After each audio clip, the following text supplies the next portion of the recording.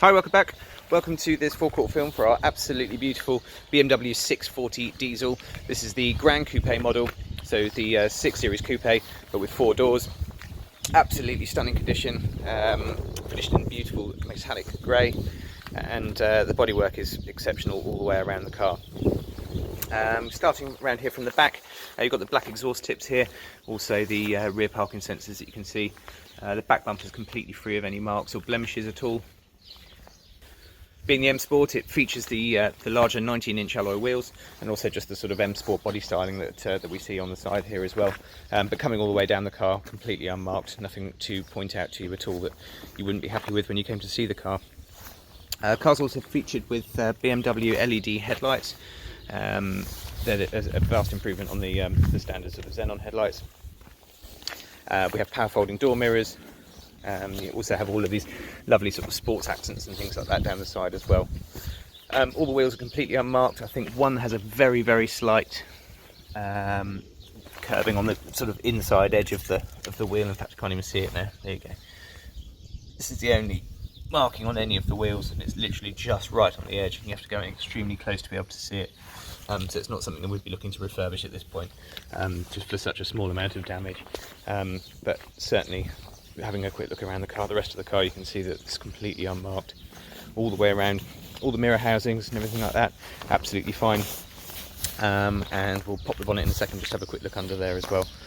The front's pretty much completely free of any stone chips. The car itself has only done about 27,500 miles, so extremely low mileage, hence the sort of lack of chips and things like that at the front. But yeah, absolutely beautiful. Let's go and have a quick look on the inside of the car, and then I'll talk you through some of the specification. We're just having a quick look at the areas that normally wear the most on these, and again, there's absolutely no such thing at all. It's absolutely beautiful. As we'll see, the leather's all in fantastic condition, and it gets to see some of the specification that the car's got as well.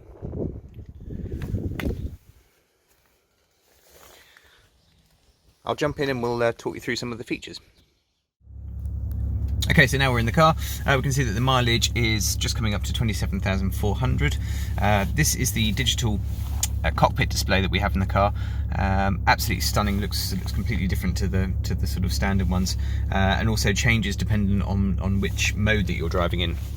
So down here by the gear stick, we have different modes here, which goes all the way back from comfort mode and also economy mode as well. So just to pull you up on this one, up to comfort.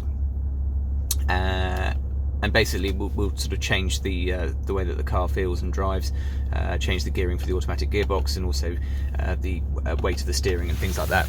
So we'll come back across over here to the screen, and we'll see the list of them all coming up.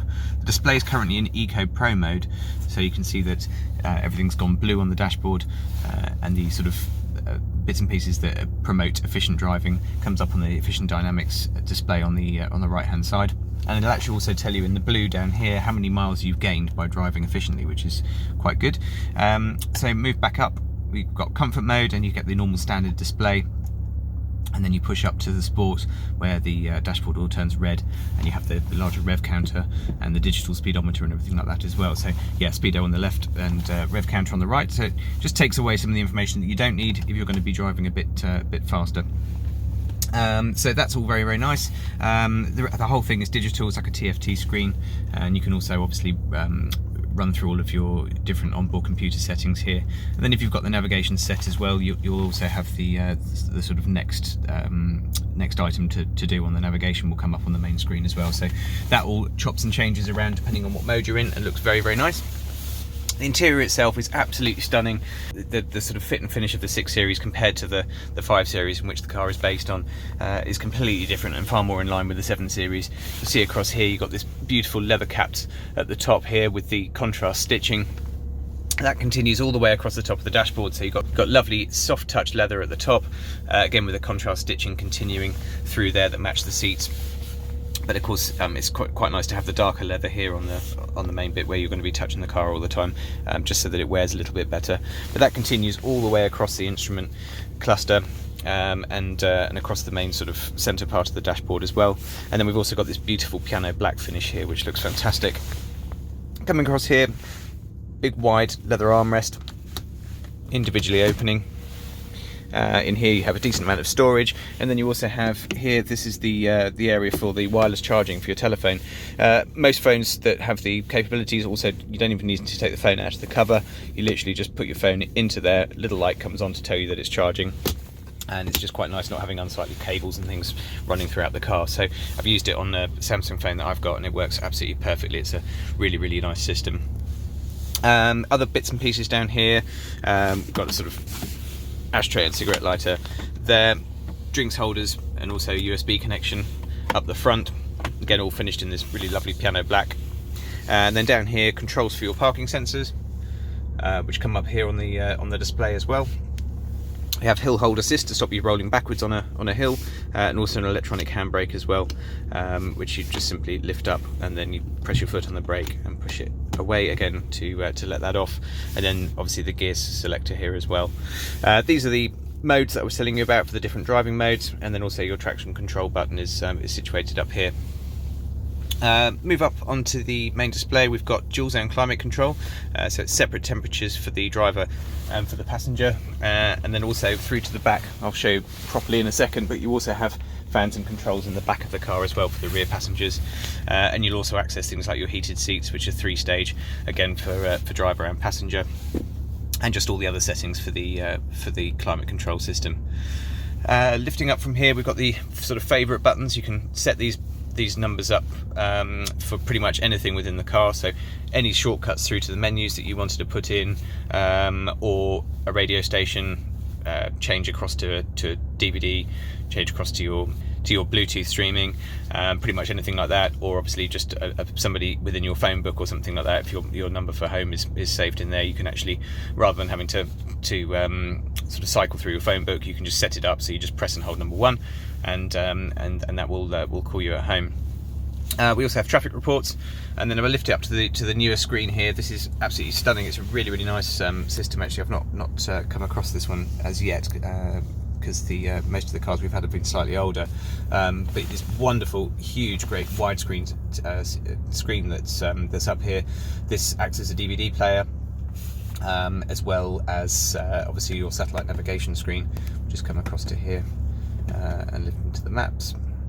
You've got a dual view sort of system, so you've got an overhead kind of Google Earth style feature on there with the maps, and then a far closer one. This can all be set up as well. You don't have to have the sort of dual screens on there. You can obviously just have that exactly how you like it. So we take the split screen off there, then you end up with a decent sized wide map and everything like that, and it really is quite a nice display, which is pretty good. Elsewhere in here, come through to your media settings. We have digital radio. We also have the music collection, which is an onboard storage hard drive for your music as well. So you can just put CDs straight in, download them through to the system. We also have a DVD player, which I think I mentioned, and also the Bluetooth audio streaming as well, so that your phone can stream music or podcasts or anything like that direct from the main system. Really nice and easy to use, and you get this beautiful high definition display here as well.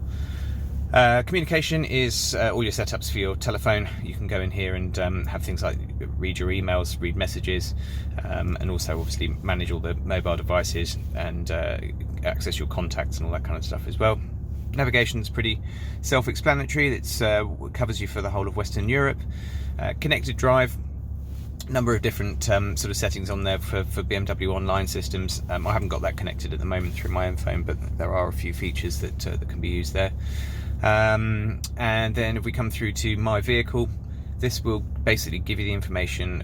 It's like an onboard control panel for the car. So if we come through to vehicle settings, we can change things about the exterior lighting, and just the whole way that the menu's been sort of laid out with all the car images and things like that. It's really nice. But essentially anything to do with the car can be set up.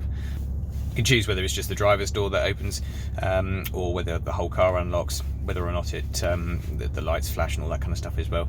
So absolutely everything for the car is set up through here. All of your iDrive settings, driver profiles. So again, if you have 2 or more drivers that are using the car, you can actually have your own profile within there. So when you get in, you just select that, and it'll put your favorite radio station on. It will change the climate control settings to the temperature that you like, and things like that as well.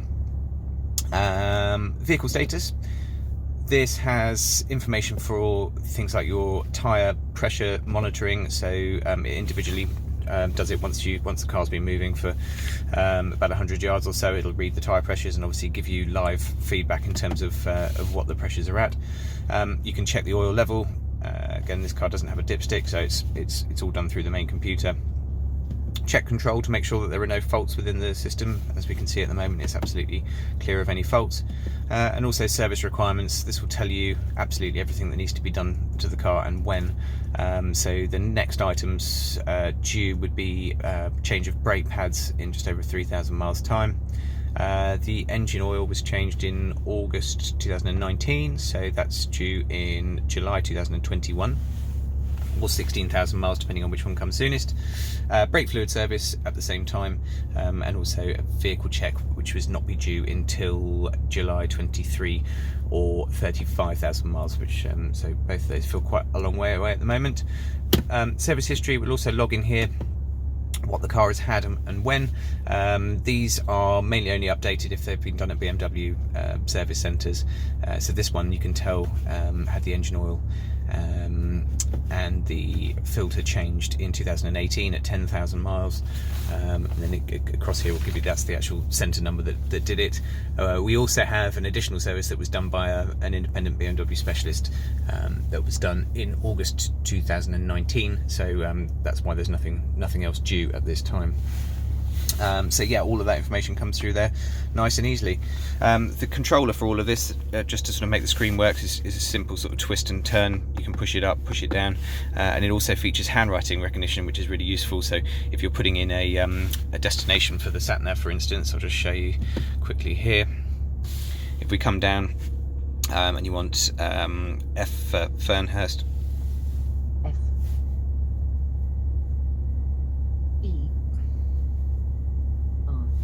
so it's great. Just basically, rather than having to take your eye off the screen, you could just use handwriting recognition. You can also use that for sort of cycling through your phone book and everything like that as well. So quite a nice touch to have. This car also has voice control, which is done through the main system up here. If you press this, and you can basically give it a command, and it will find that. So it's very, very good. It could be a name in your phone book, or it could be changed to DVD player, changed to digital radio, or you can also put in a full address, and it'll navigate you to that as well. So again, quite a nice system. Further bits and pieces across to here, we've obviously got paddle shift gear change on the steering wheel. Nice and easy, just left for down and right for up. Cruise control settings, all of your settings for your media systems over here, and also the button to answer the telephone. We come down onto the main part of the steering column. This is all linked to the memory settings for the driver's seat. So we have 2-stage memory for the driver's seat, but we'll also change the steering column as well electrically, so it'll remember that. And if you do have the steering set quite low and quite close to you, then when you press the button, it will actually drop the steering wheel. Sorry, raise the steering wheel even, to get out of your way when you're getting in and out of the car. Down to the doors over here, we've got power folding wing mirrors. They can be set up on the key as well, so when you lock the car's automatically folds the mirrors in. And also your settings for your automatic headlights, and we also have automatic windscreen wipers up on here as well. And again, just quite a good excuse to have a quick look at the leather on the door cappings. You've got the really fantastic sound system in this car, and again you just sort of see the leather continues all the way across the top of the instrument binnacle, all the way around the tops of the doors there, with the contrast stitching and everything, but it really is absolutely beautiful. And then further down there you've got the bonnet release, and the button at the top there is the automatic boot lid release as well. So if you press that, the boot lid will pop up. Again, that can also be done on the key as well. Again, just having a quick look at the interior, absolutely beautiful. There's single piece sport seats in here as well, so the headrests are sort of integrated into it. They're in absolutely fantastic condition, both the driver and passenger seat, absolutely beautiful. Both electrically adjustable, and both have memory as well, so very, very nice options. And then through to the back, again, absolutely stunning. Leather in absolutely beautiful condition. If you're wondering what these are, they're just small zip parts here. We just lift those down, and that's the access for the Isofix points as well, should you need the child seat. We pop the main part down here. We've actually got through load going through to the boot, so if you do have sort of larger items like skis or something like that, then that's where they pop in. And then round to the front here as well, we've got storage compartments, and also cup holders there as well for the rear. Yeah, absolutely stunning. Looking all the way through across, got black headlining, all completely unmarked, all in really, really stunning condition. Obviously we've got things like illuminated vanity mirrors and all your map reading lights and everything like that as well. So yeah, it really is an absolutely beautiful cabin. I think it's probably the nicest part of the car. It really is a wonderful design.